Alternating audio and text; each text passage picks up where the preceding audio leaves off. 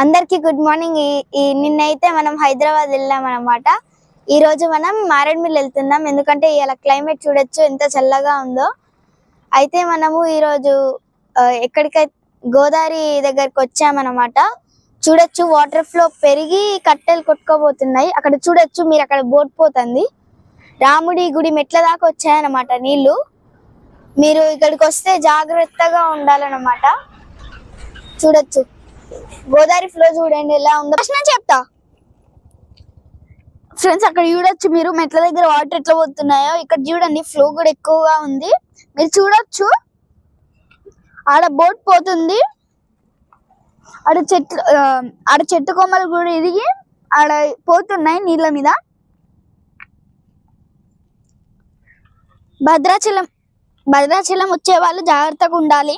ఈ గోదావరి దగ్గర ఎవరు సర్కస్ ఫీట్ చేయదని కోరుకుంటున్నాను.